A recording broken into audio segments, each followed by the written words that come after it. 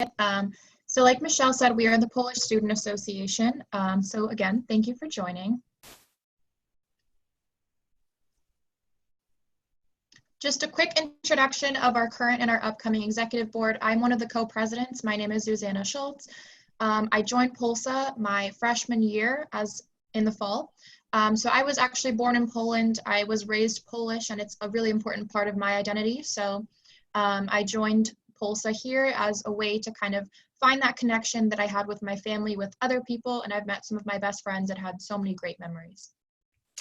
My name is Zofia Kolodziej. I am also a co-president this year. I am actually an alumni now, but I graduated in May 2020. I am a risk management major with a free enterprise and ethics minor. And I joined POLSA for one of the same reasons as Zuzanna, is that it's like a little home away from home. I grew up speaking primarily Polish. I only spoke exclusively Polish till I was 5. So the Polish heritage is a very big part of me. So I always wanted to find that when I went away to college, and I was able to do that when I joined POLSA my freshman year. Hi, my name is Maya Haas. I am the vice president of POLSA. I actually worked at the CGE this last semester, or this last year too. So hi everyone, I see many faces. I've been in the Polish Student Association since I was a freshman as well. I grew up speaking Polish. My mother is an immigrant from there. So again, pretty much I just joined to find whoever I could to connect with, especially in Tallahassee, there's not a lot of Polish people. So, you know, having this group is really important to me, and yeah. Hi, I'm Molly. I'm majoring in psychology, and I'm about a 5th Polish, and not much of the culture was passed on to me. So I joined this club to learn more about the culture. I'm co-vice president this year, and next year I'm one of the co-presidents. Hey guys, I'm Greg. I'm recently new to POLSA, but as soon as I went to my first meeting, I fell in love with it. I was actually born in Ukraine, in the West, like in a town right on the border of Poland and Ukraine. My grandmother was Polish. A lot of the cultures are very similar due to like the regional discrepancy. And I'm going to be the upcoming co-president next year. Hi guys, I'm Sarah Shiminsky. I'm the vice president for this upcoming year. I joined POLSA my spring of my freshman year.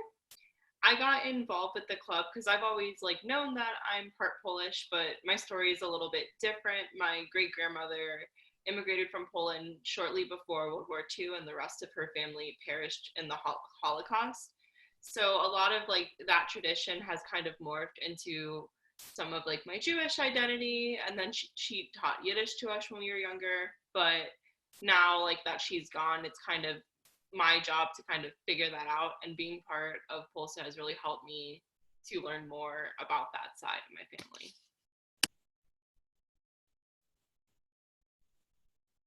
So we wanted to just give a quick overview of Poland itself. So for those of you that don't know, Poland is located in Eastern Europe, and it's one of the biggest countries in Europe. The language that we speak, of course, is Polish.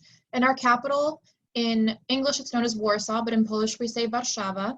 And a really fun fact that many of us that speak Polish, but also some of us that don't speak Polish know, is that Polish is known to be one of the most difficult languages to learn. As you can see on the image on the bottom right, this is the verb to play in Polish, and there are 98 different ways to say it.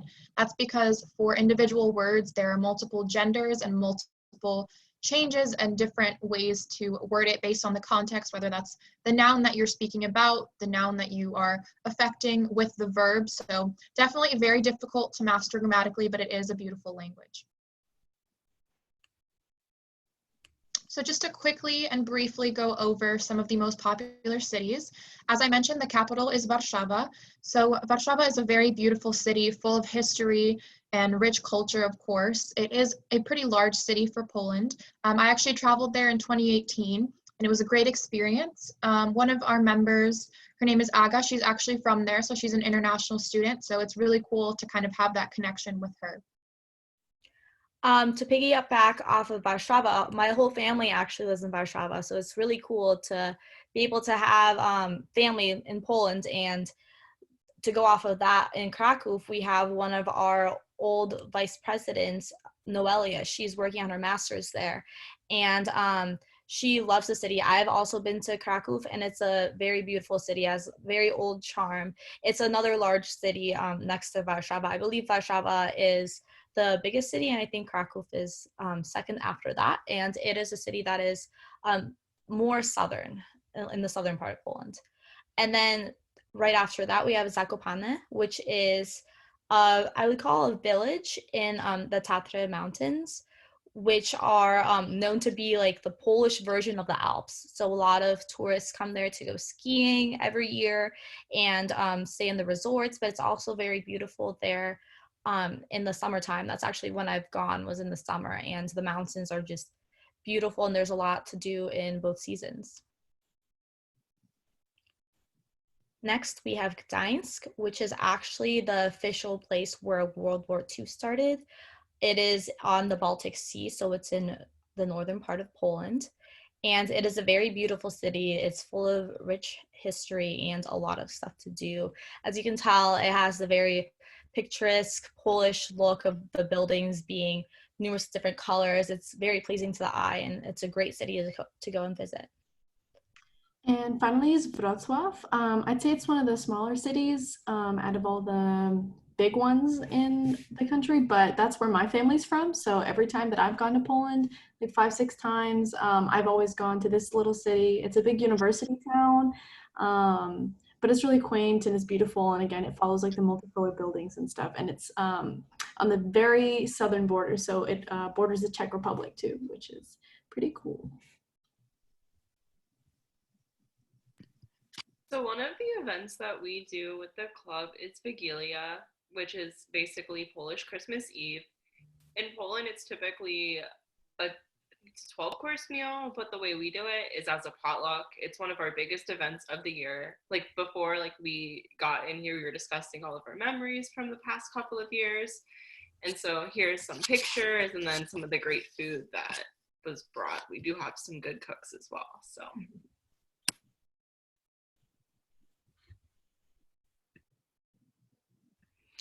One of the events that we do, as you know, is International Coffee Hour, which we're doing right now. But this year, as you can tell, we're doing a little different. I'm very happy that we were able to do it virtually. But in years past, we did it in person. And basically, as you can tell, coffee hour, normally we have that you have different dishes prepared, normally a dessert and a drink, and you get to try a little bit of the culture in the center, but now we'll be able to try it at home here. And this is a picture from our last event last year, and some of the food that was served, I believe, was szarlotka, which is a type of apple pie, and then kompot, which is a traditional Polish fruit drink. They're both very delicious.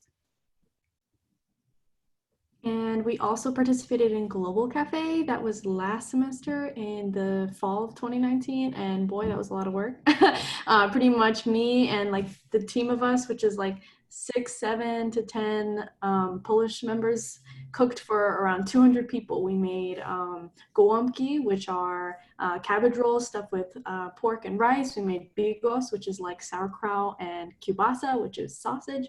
We made pierogi, barszcz, and sernik, which is like Polish cheesecake. And it was actually really fun. I've never gotten in the kitchen and actually cooked a lot of these foods. Mainly I let my babcia make them or my mom make them. So it was the first time getting in the kitchen to cook, and it was really cool and yeah, really rewarding.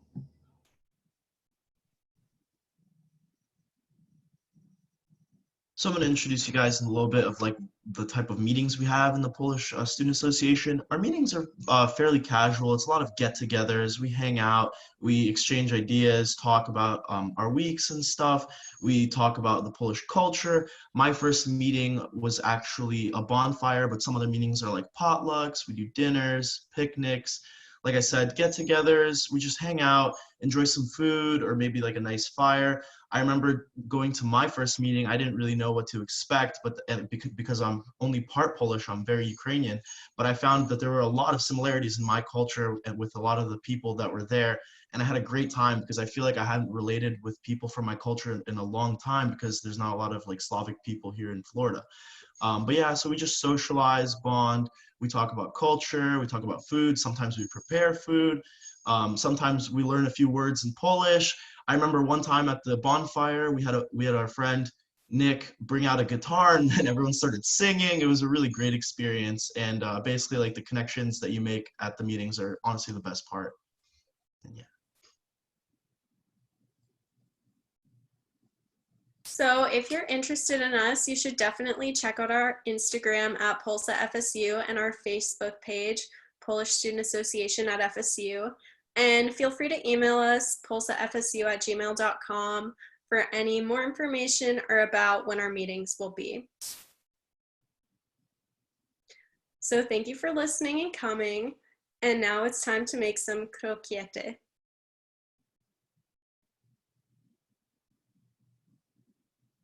Awesome. Thank you all so much. We really appreciate this. Will you maybe introduce the dish today and a little bit more about it before we send it over to Chef Jessie? Yeah, so like we mentioned, we're making crokiety, which is basically a crepe dough filled with various types of mushrooms. Usually it's porcini mushrooms, but we can talk about this a little bit more later too. But Poland is known for picking raw mushrooms. So it's basically just a mixture of some of those wild mushrooms. And then it is fried in breadcrumbs, and it's really, really good. And it's a lot better than it sounds just speaking about it. But Awesome. Thank you all so much. We really appreciate this. All right, Chef Jessie, over to you. All right, what's up, everybody? Welcome back to the Globe Kitchen. Today we've got an awesome recipe for you. I'm so excited to show you how to make this. It is so good. And Susanna, I don't know, I think it sounds good too. I personally love wild mushrooms. And I often go out here in Florida and try to find chanterelles and things. And it was so cool to kind of read about how it's really part of Poland's culinary tradition to go out and wild mushroom hunt. So let me go through the ingredients here. We've got, this dish is called Krokiety. Online, the recipes I found, there was white mushrooms. So this is just diced fine white mushrooms, an onion fine diced. And this is going to be the filling that we're going to put inside the crepe. We've got a little breadcrumbs, a little bit of cheese, and this is minced up porcini. And so it comes in a little pack like this at Publix. All this stuff I got at Publix. And this is in the produce section, kind of by the garlic. So it's dried mushroom, and it comes in 1 ounce. And 1 ounce of porcini packs a serious amount of flavor. I mean, for this recipe, you could use 1/4 of an ounce, and you're gonna have a really full, rich mushroom flavor from this. And this right here, this is when you have the dried wild mushrooms, you wanna rehydrate them in boiling water. So just for 1/4 amount of this package, you'd probably do like 1/2 cup of boiling water, maybe like a cup. And then you strain your mushroom pieces out of there and mince it up on a cutting board. And then the strained liquid is called, it's a mushroom liquor. And Laura, this liquor does not have any alcohol in it, just so you know. And you wanna save this though. It is so full of flavor. You can add it to soups. You can add it to, like, if you're like making some braised beef or some kind of braised meat dish, pork, you could add this to the braising liquid. You could also add, like, reduce this, like boil it down till it's only a few tablespoons and add it to like a cream sauce that you have for pasta, something like that. But you really want to save that mushroom liquor, but you do. So the thing about wild mushrooms is they are dirty. And so part of that rehydration is getting some of that dirt out of them. And so you are going to need to strain this through a fine strainer to remove any grit or anything. And so this is our filling here. Also a little salt and pepper. Oh, let me turn down my stove. And so over here, we've got the crepe batter. I already made this. And this is just 1 cup milk, 1 cup flour, 2 eggs, little bit of salt. And I made some earlier here, and they are very thin, very flexible. They're just very, very thin pancakes. And actually the name crepe is French. And so in Poland, I believe they're called naleśniki. Y'all can correct me if I say anything, if I mispronounce anything. That was you did great. Was that pretty good? Yeah. Yes, right on point. All right. All right. So naleśniki, I'll try to remember to say that instead of crepe from now on. And then so you also need to put together a breading station. So you're going to make a filling. You're going to make your crepe batter. You're going to make crepes, and then you're going to fill your filling into the crepes, and you're going to bread it. So this is just plain breadcrumbs. Then you add a little salt and pepper to it to taste. I just put like a teaspoon of each or so in there. Then a couple of eggs beaten up right here. In terms of tools, this one, you know, I've got a crepe pan over here. This is my personal crepe pan, but you can use a small saute pan. The reason this works better for crepes is because the sides are so low, and to get in there and flip it over, it's harder. It's a lot harder to get in there when the sides are so high.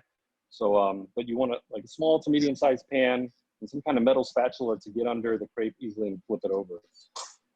Otherwise, all these other pots and pans and tools and things are pretty common.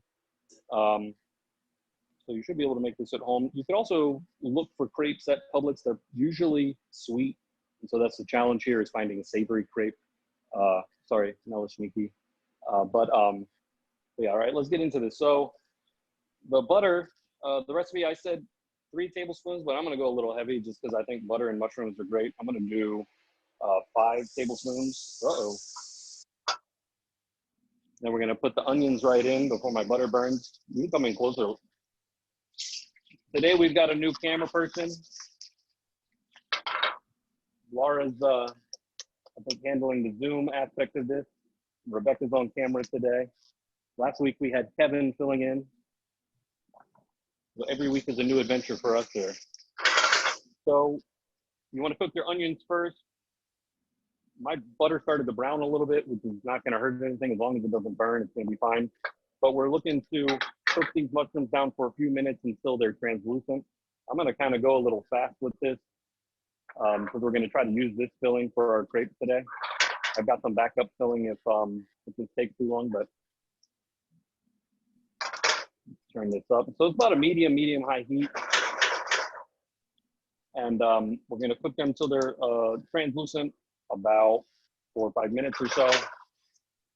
You don't want to leave this on high or even medium-high heat without watching it, because they will burn very quickly. So I'm going to turn it down, and we're going to come back and look at our crepe batter real quick. All right, let's see. So the crepe batter, I wanted to show you what the consistency should be, because if it's too thick, you're gonna come out with like a thick kind of gummy pancake. And we really need these to be really thin and delicate. So I just mixed those ingredients together in here. There's also 3 tablespoons of melted butter, and there's gonna be lumps in there. So you want to pour it through a strainer. If you don't have a strainer like this, you can also just blend it in a blender and then let it sit for at least a half hour, so that the blender is going to aerate it and make it very bubbly. And so you need to let it sit to let those bubbles release out of there. It won't necessarily form right. All right, so that actually worked pretty good. Put it right through the strainer. And then we're going to look at the consistency of this. Put this at the same time. All right.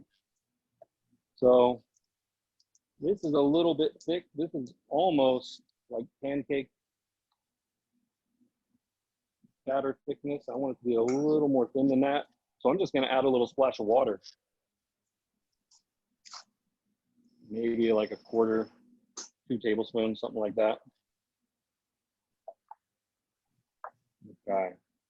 So Jesse, if someone wanted to make crepes vegan, what would you recommend? Yeah. Well, you could pretty easily replace the butter with like margarine or earth balance, something like that. And then you know, the eggs are pretty important here. So you could just do a little egg replacer, like the tapioca flour stuff.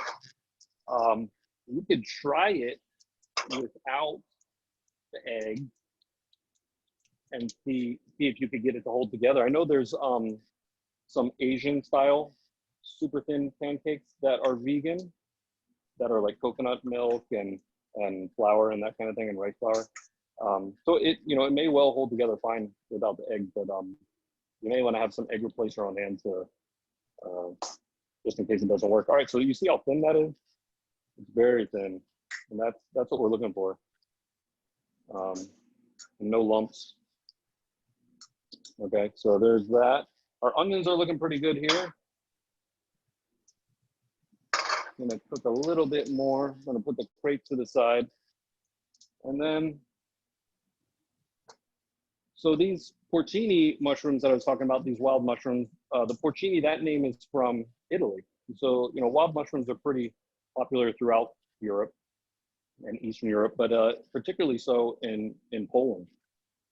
And so the porcini mushroom in Poland, now I'm gonna try to say this one too, if you correct me if I'm wrong, is Krokiety. Krokiety is another name for porcini, and I'm going to do an old school screenshot here. I got a nice picture of them. So if you can imagine hiking through the forest and coming across some beautiful mushrooms like this, it's so exciting. And it's one of my favorite summertime activities here. Our season is in the summer, and we have these mushrooms. These are chanterelles all in throughout our ports, and these are very prized in Poland too.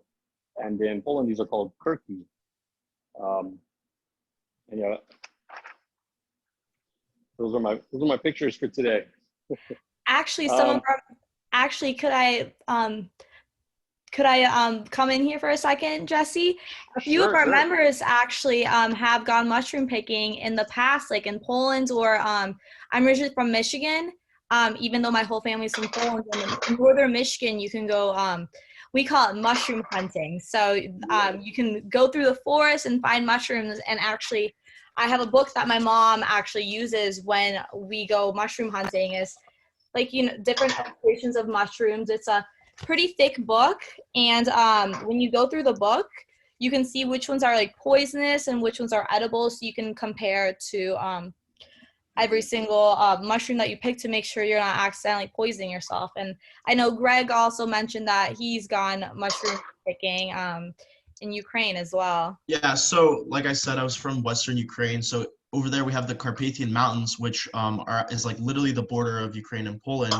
And I would remember in my great-grandma's village, everyone would get together, the entire village, all the kids. It would be like the best day of the week. Everyone would go into the forest, running around, picking mushrooms, and it was a great time. And like, I think it was a requirement for everyone in the village to have at least like 4 mason jars filled of dried mushrooms. So it's great times, and it definitely adds a lot of flavor to a lot of dishes.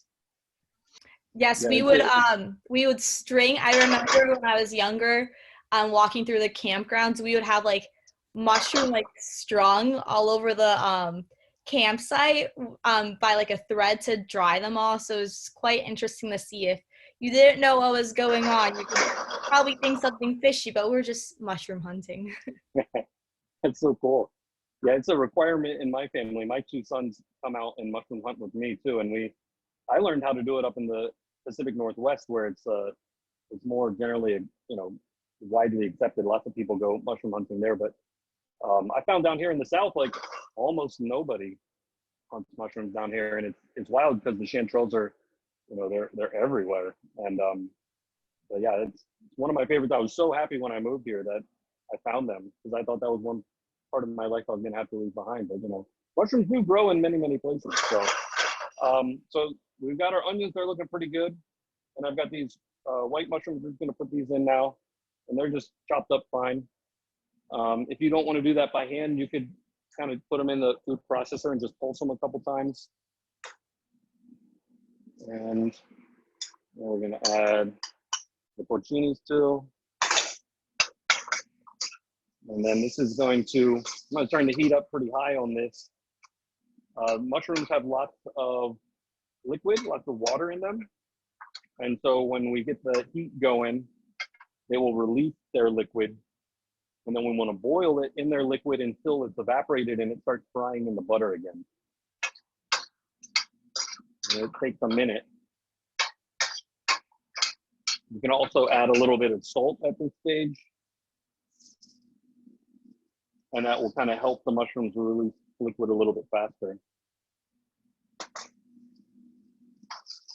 All right.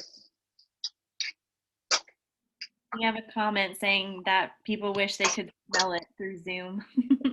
Oh yeah, I mean the aroma of this is just potent. You know, it's got this rich kind of woodsy thing going on, and it's kind of also meaty, and it's just kind of fills up your whole nose. It's amazing. As you can tell, I'm a mushroom lover, so I mean, I know there's a lot of people out there that this would not be appealing to. They just haven't put away yet. All right, I'm going to turn this down a little bit and kind of let it chill out. And we're going to try to make a couple of crepes here.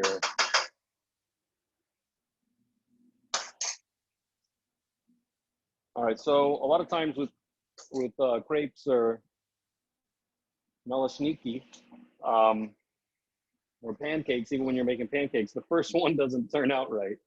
And it can take 1 or 2 tries to get it going. So one key here is to have, let me put this back here.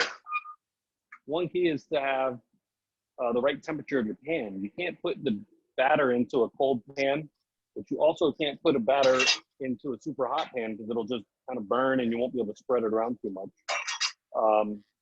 So pan temperature is key.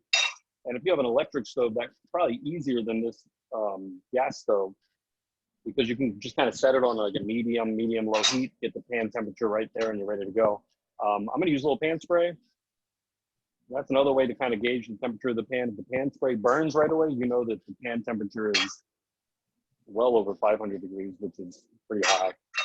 So I do a little pan spray, and then I'm going to wipe a little bit off.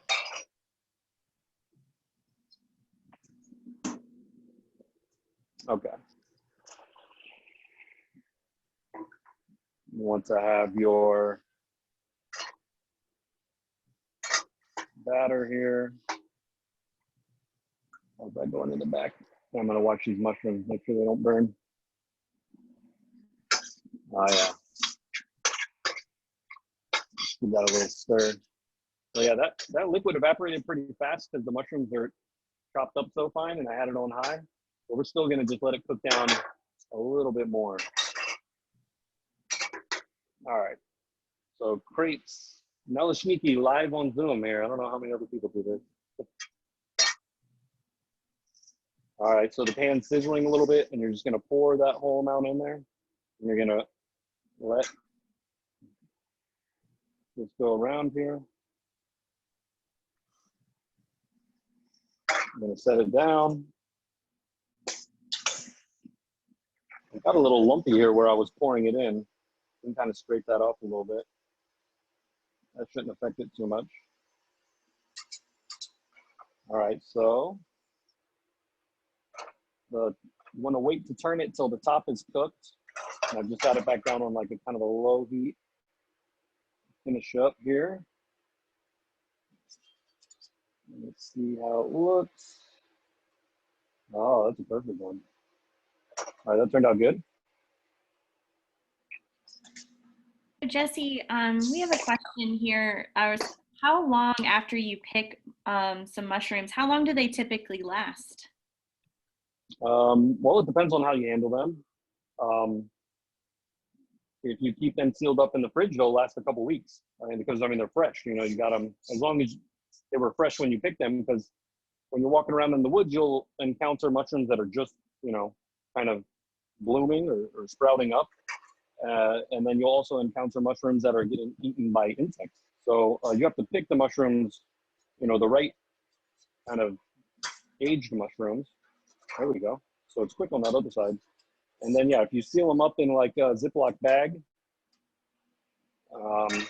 they should last a couple weeks in the fridge. I only wash mushrooms right before I cook them. So you don't want to wash them and then store them, but you do want to wash all of your mushrooms. There's a lot of ideas out there, like you can buy these little mushroom brushes and you brush the mushrooms and things. And I really think it's important to, the way I do it is I get like a pot of water or a tub of water, and you submerge the mushrooms in water and you pull them out, and you can clean any dirt or anything that's off them, and you let that dirt fall to the bottom of the water.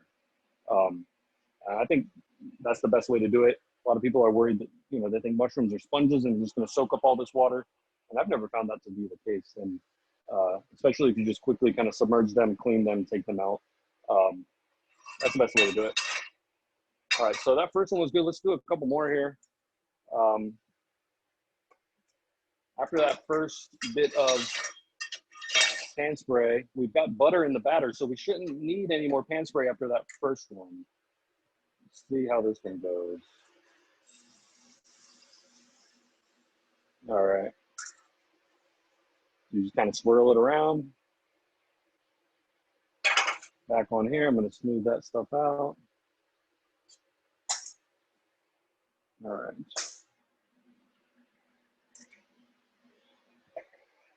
It's cooking away here.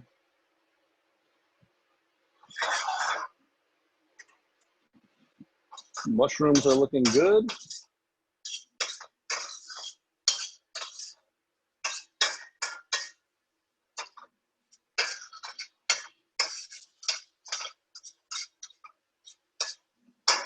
You kind of hear these mushrooms, maybe, probably not actually, but you can hear them kind of frying in butter. So they're not boiling anymore in any kind of liquid. They're starting to fry in that butter again.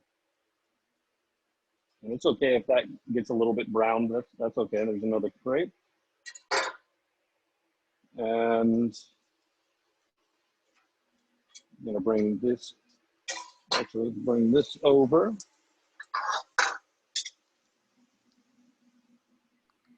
So Jesse, how would you compare maybe taste-wise the mushrooms that you're using versus maybe some of the more common ones that are at like Publix or grocery stores? Yeah, so taste-wise, the wild mushrooms are much more complex. They have much more depth of flavor, and you can get these wild mushrooms, the porcinis. You can get these at Publix. They're probably, if they're at one Publix, they're at all the Publix. They're in the produce section. They're not that expensive. I think it's like $6 for this package, which honestly will make many meals with. So I suggest trying them out. I mean, Publix has, shiitakes. Those are not a wild mushroom, but they have a very distinct, bold flavor, which is very different from these. These are more meaty and woodsy, and just a really intense aroma. And I don't know, can you all explain the flavor of any of the wild mushrooms? Yes, I think they're a lot more like they're a lot more like distinct. Like the white mushrooms and stuff you get in Publix, it's just like a little bit more like processed in the way that they handle it. So a lot of flavor does get lost, and it definitely doesn't have the complexity. It's a little bit more bland. But with wild mushrooms, you kind of get like that herby flavor with them too. Yeah, I do want to say that picking wild mushrooms can be hazardous, and that's not something that you want to go out with unless you're with somebody that's well trained and knows what they're doing. There's definitely been plenty of people and families that have gone out and selected mushrooms that were poisonous, and oftentimes if you get a poisonous mushroom, it'll either ruin your liver or kill you pretty quickly. There's a lot of there's no antidote to a lot of these mushroom toxins. So you do want to know what you're doing. So I'm not encouraging anybody to necessarily go out and do this without somebody that they know. You can really trust that they know what they're doing. There's actually the chanterelle. There's a lookalike here of the chanterelle. It's called a jack-o'-lantern mushroom. Here, I'll show you. And the difference is the jack-o'-lantern mushroom grows on wood, like rotting wood, and chanterelles grow in dirt, and they look almost identical. And the jack-o'-lantern mushroom will put you in the hospital, and ruin your life, whereas the chanterelle will be delicious and, change your life in a good way. All right, so we're gonna season this up a little bit. I did a little salt to begin with, but I'm just gonna put a little black pepper in there. We're gonna put the breadcrumbs and a little bit of just some mozzarella cheese. It was also suggested that you could just do like a white sauce, like a bechamel or something. And this is just really, the breadcrumbs and cheese are to help bind your mixture together. And so it ends up kind of more like a rich mushroom taste. And so it should just be really soft. It shouldn't, you know, break through the crepe at all. And so we're gonna mix these things in this bowl here and let that cheese melt in there. And yeah, you don't want like a strong flavored cheese or anything, just like a real basic white melty cheese is good. Okay, there we go. All right. So let's taste it, make sure it's good. Mm-hmm. Smoking good. So my All right, mom, some commentary. We don't add cheese normally to our dishes. Like we're not a big fan of like mozzarella. I don't even think exists in our cooking books. But right, right. It could work. Yeah, this was something I saw online that they said that sometimes they just put a little cheese in there to bind it, or like a white sauce. And so yeah, this is definitely I guess like an interpretation. And so yeah, I wouldn't think that mozzarella was super traditional. I feel like it could be good though. Sorry, what was that, Maya? I feel like it could be good. And also another thing is apparently we could use dried mushrooms. I don't think you can find them anywhere in American stores, but my mom also goes to the Polo store here a lot, and you can get I forgot what they're called, but they're like specifically like Polish dried mushrooms, and that apparently is like super flavorful to use. Oh yeah, I bet. All right, so let's switch this around. We're gonna roll the filling in. We're gonna do egg and then breadcrumb. So we're gonna give about 2 tablespoons, 3 tablespoons in there. Maybe a little less on this one.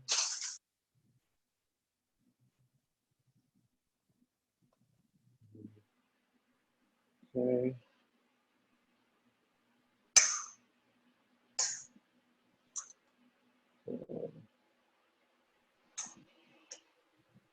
All right, so this is basically how you would roll a burrito.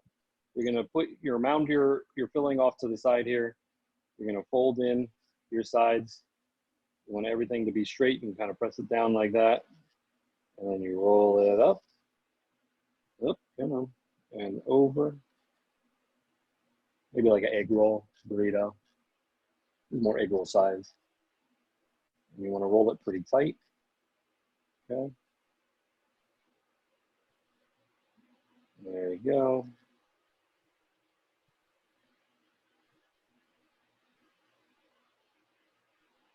So is this dish typically served with like certain other dishes, or is it eaten like as a snack, or yeah? I know that when my mom has made it, she generally has made it for my family since I was a little girl, and we usually just eat it on its own.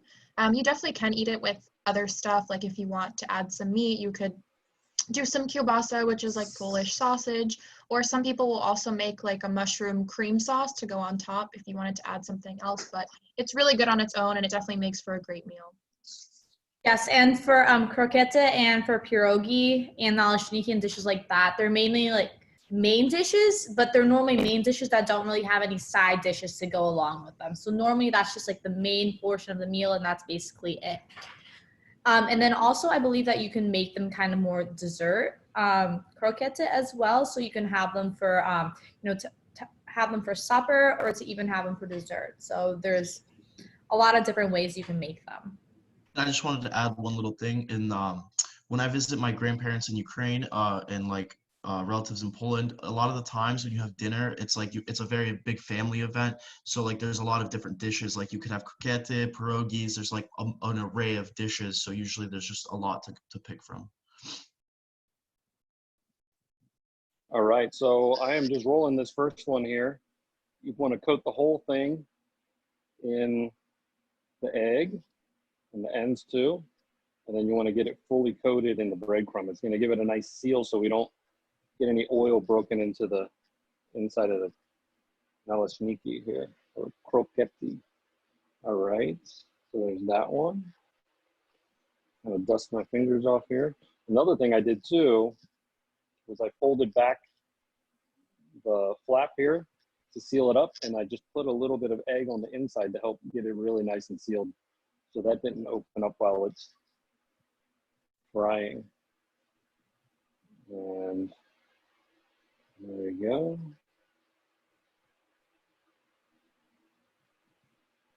Okay, that's pretty good.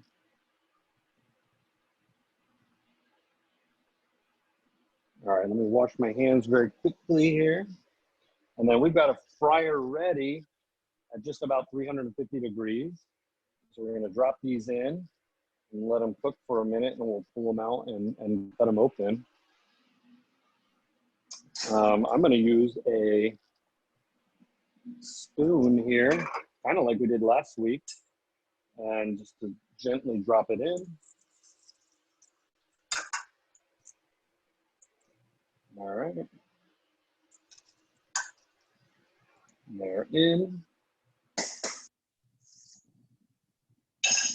gonna turn the heat up a little bit to keep them going. And at this point, this filling is warm.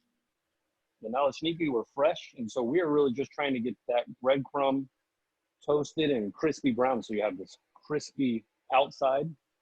When you bite into it, the naleśniki is just so soft, and it's almost like just luxurious noodles in there because they're all layered up from being rolled together. And then in the middle, you've got that powerful mushroom, like creamy, delicious, buttery, and it's just really, really fantastic. I can't believe I've never had this before. I don't want to thank you so much for showing me this recipe, because I can think of doing all kinds of things with these techniques here. All right, so we're frying pretty good. It really shouldn't take too long.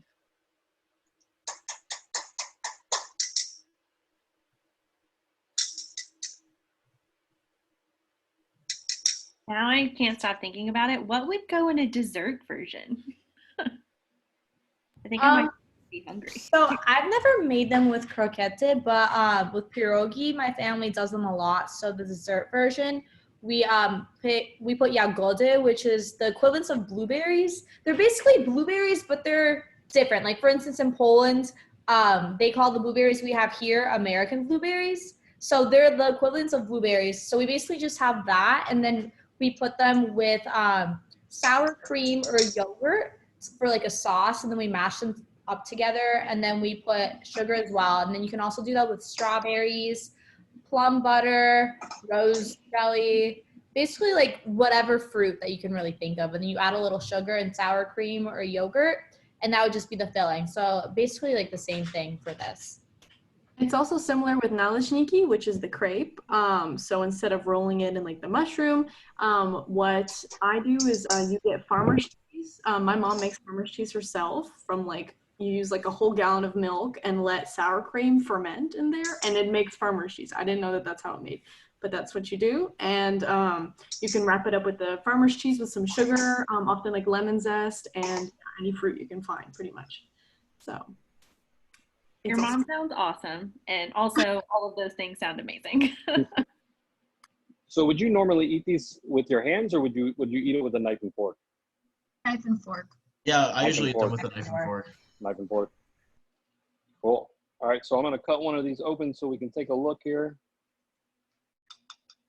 Oh yeah, it's so good. There's nice layers of naleśniki, plenty of mushroom filling, and then I think I saw somewhere that you had like a hot beet soup, like a spicy beet soup you might drink with this or have on the side. Is that, would you say that would be common? Borscht. Borscht, Yes. yeah. That's very traditional in Poland. There's like different versions of it. So you can have it more casual, but also barsz is a very popular dish that you have around Vigilia, which is Christmas Eve. Mm-hmm. Oh yeah, that was something else I read, was that the vegetarian version of this, or the non-meat version, was served before Christmas. But yeah, here we go. This is it. I wish y'all could be here to try it. In the next Global Cafe, we'll have to put this on the menu. Yes, please. Yes, please. Great All right, job, well, Jesse. Looks delicious. Hey, thanks. Yeah, this is super fun to make. And yeah, thanks for sharing the recipe with me. And yeah, thanks to all our student group co-hosts in the past. Every week I get to make something cool and share it with people, and the pleasure's all mine. So I know we have 2 actual dates coming up. I think we need to get filled in June. So if you're watching and you're in a student group and you have some kind of dish you want to share, please reach out to us. I know we have a sign up on our website, and we'd be happy to host you and share whatever you'd like us to share. And thanks again, everyone on POLSA. I hope to see you all in the fall, or as soon as we can. And I'm gonna send it back to you, Michelle, and let y'all get into your conversation groups. Thank you so much for having us. Oh, you're welcome. Have a great weekend. Thanks. Awesome. Thank you so much, Jesse. And thank you so much to POLSA for hosting with us today and featuring your culture and food and telling us more about yourselves and how to get involved. Also, shout out to Rebecca for doing the camera work today. You nailed it. And for Laura and Kevin and everyone behind the scenes helping out with this event. So thank you all again so much for being here. We always appreciate everyone's